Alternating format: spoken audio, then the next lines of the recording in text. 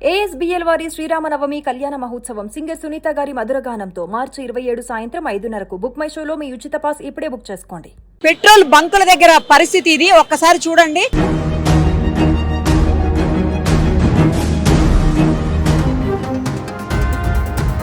మొత్తం క్యూలు కట్టి దాదాపు కిలోమీటర్ మేర క్యూలు కట్టి ఉన్నటువంటి పరిస్థితి. ప్రతి పెట్రోల్ బంకులో కూడా ఇలాగే కనిపిస్తున్నాయి వెహికల్స్ అన్ని కూడా. చాలా చోట్ల బంక్స్ అయితే కూడా క్లోజ్ అయి ఉన్నాయి, కొన్ని బంక్స్ మాత్రం ఓపెన్ ఉన్నాయి. ఓపెన్ అయి ఉన్నటువంటి బంక్స్ దగ్గర ఇంత దారుణంగా ఉంది పరిస్థితి.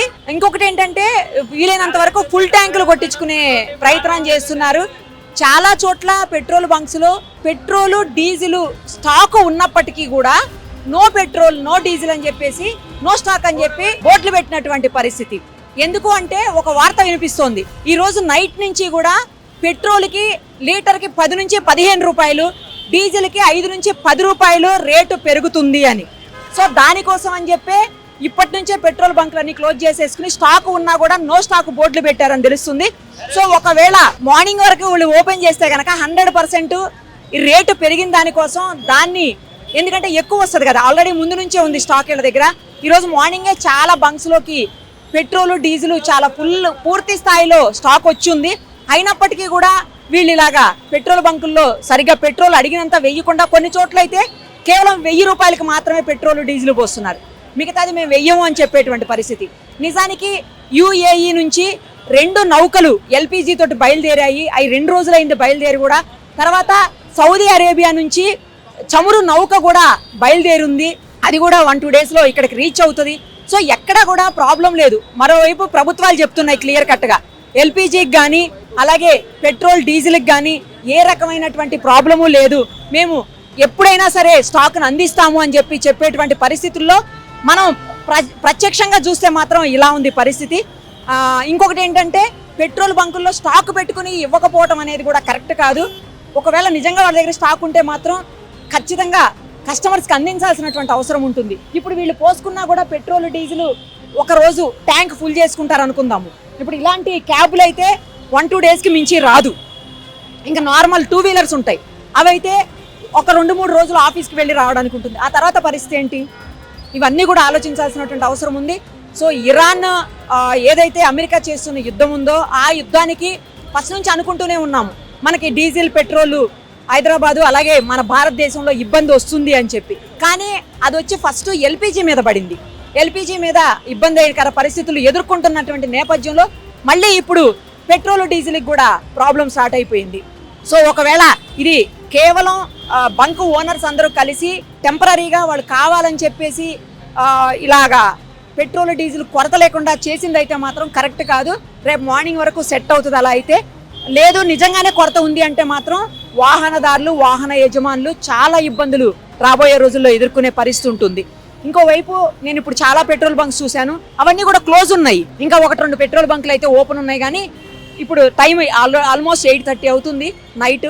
సో ఈ బంకులు కూడా ఎంతవరకు ఉంటుందో, వీళ్ళు ఎప్పుడు నో స్టాక్ బోర్డు పెడతారని చెప్పేసి భయపడుతూ జనాలంతా అక్కడ వరకు క్యూలు కట్టి ఉన్నటువంటి సిచ్యుయేషన్. ఆఫీసులకు వెళ్లాల్సిన అవసరం ఉంటుంది, అలాగే రకరకాల నిత్యావసర వస్తువులు కొనుక్కోవడానికి కావచ్చు, తర్వాత ఇంకా వేరే పనులు కావచ్చు, హాస్పిటల్స్కి వెళ్ళే వాళ్ళు కావచ్చు, ఇలా అందరికీ కూడా పెట్రోల్ డీజిల్ అవసరం ఉంటుంది వెహికల్స్లో.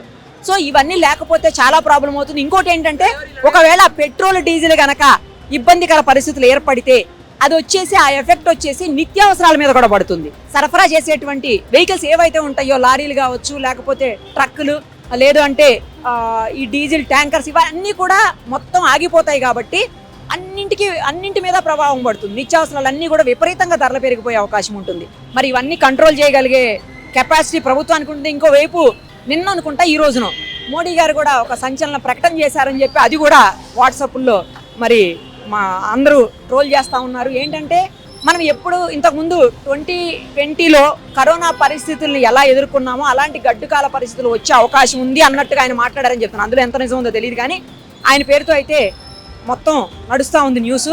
అలాగే ప్రభుత్వాలన్నీ కూడా ఇమ్మీడియట్గా స్పందించి ఇప్పటికే అన్ని పార్టీస్ తోటి మీటింగ్ పెట్టినటువంటి సిచ్యుయేషన్ కూడా ఉంది.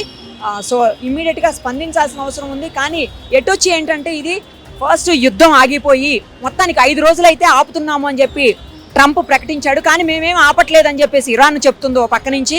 సో నిజంగానే యుద్ధం ఆగిపోతే నో ప్రాబ్లం, అదర్వైజ్ అన్ని కంట్రీస్ కలిసి మరి యుద్ధాన్ని ఆపే ప్రయత్నం చేయాల్సిన అవసరం ఎంతైనా కనిపిస్తుంది ఇక్కడ సిచ్యుయేషన్స్ చూస్తుంటే. మన ఇక్కడ చూస్తున్నాం ఇండియాలో పరిస్థితి ఎలా ఉంటే ఇక ఇతర దేశాల పరిస్థితి ఎలా ఉందో మన అందరికీ తెలిసిందే. సో ఈ సిచ్యుయేషన్ ఎన్ని రోజులు ఉంటుందనేది ఎవ్వరూ చెప్పలేనటువంటి పరిస్థితి అయితే ప్రస్తుతానికి నెలకొని ఉంది. నాకు ఉండి కూడా చాలా మంది కావాలని రేట్లు పెరుగుతున్నాయి, దానికోసం అని చెప్పేసి ఆపేస్తున్నారు, రేపు పొద్దున వరకు బంకులు క్లోజ్ ఉంటాయని చెప్తున్నారు. ఏది నిజం?